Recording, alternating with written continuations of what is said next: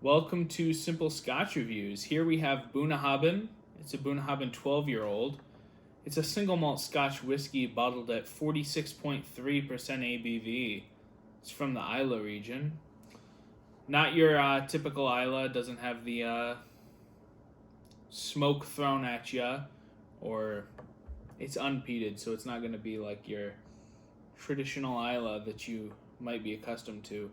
So don't let the fact that it's from Isla turn you away from this whiskey, even if you don't like the thick smoker peat.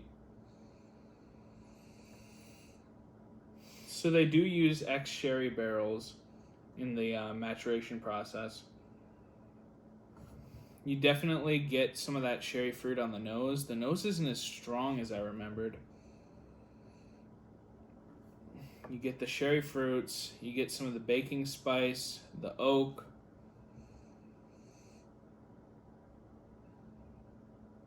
a hint of char, definitely a briny note as well.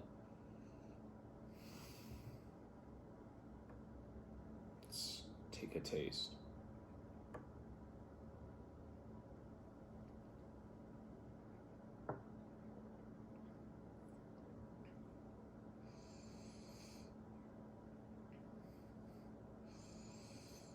So this whiskey doesn't hide anything from you.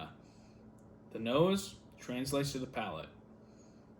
It's delicious. It's really good, but nothing new shows up from the nose. Nothing really goes away either. To me, Bunnahabhain has a perfect balance of sweet and the spice notes. There's enough sweetness from the sherry. There's enough baking spice, so they kind of cancel each other out. Not cancel each other out, but they're balanced, and it's not too sweet and not too much spice without any sweetness to back it up. So definitely a delicious balance.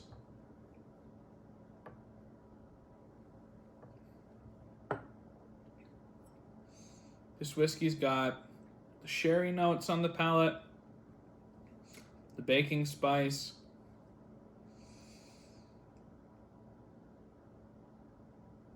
there is a bit of oak. You get that char note.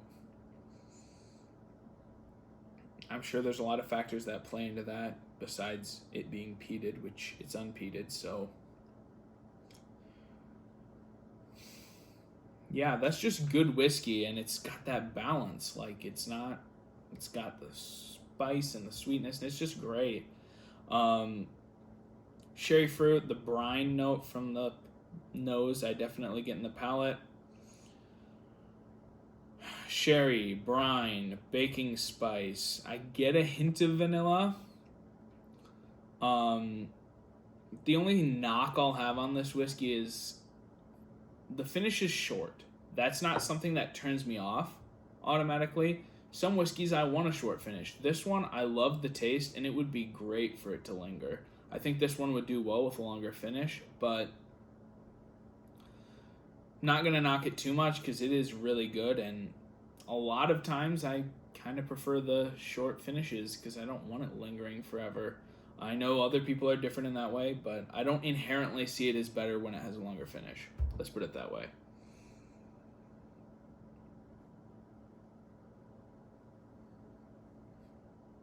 So to recap, sherry fruits, brine, baking spice, not necessarily in that order. I get the most of the sherry fruit,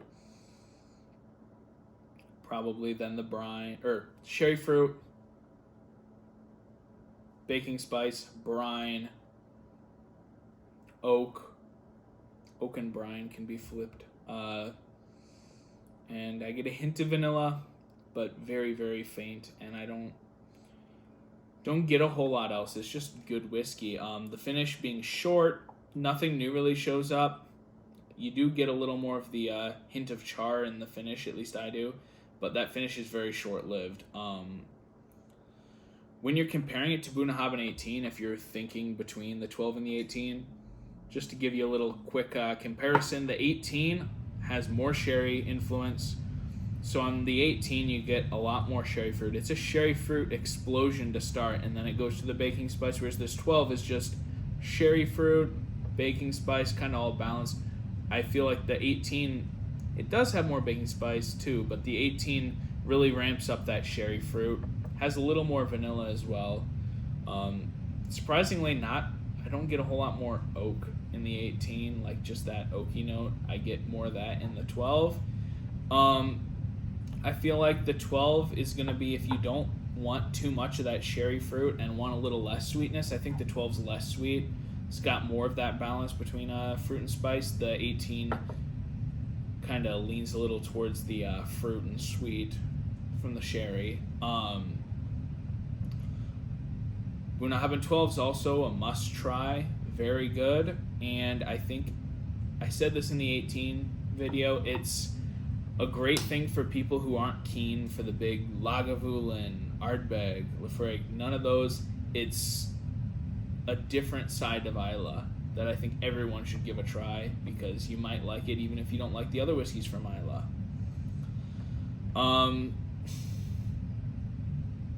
I know some people get turned off and think it's a lot more peaty, even though it's unpeated.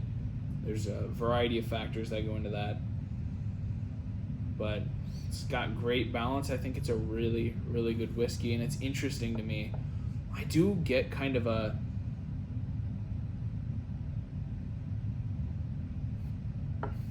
little bit of a nutty quality that I think of when I think Bunnahabhain. Don't get nutty quality in Scotch all that often. It does happen from time to time. I'd say I get a little more of that nutty quality in the nose of the 18 for sure. Definitely more in the nose of the 18 than in this 12-year-old. But either way, it's a fantastic whiskey. Wish it were more widely available. You can't get Bunnahabhain everywhere. And definitely gets my recommendation for anyone looking to try new flavors. Check out my channel. There's lots of videos on there now. New ones coming all the time. We're going to put up some non-Scotch as well. It's not just going to be Scotch. There's already Irish whiskey in there. More to come. Some American whiskey. Who knows? Maybe we'll throw Japanese whiskey in there. Lots of different stuff. Subscribe to get them when they come out. Check out the channel. Look at the other reviews. And thanks for watching.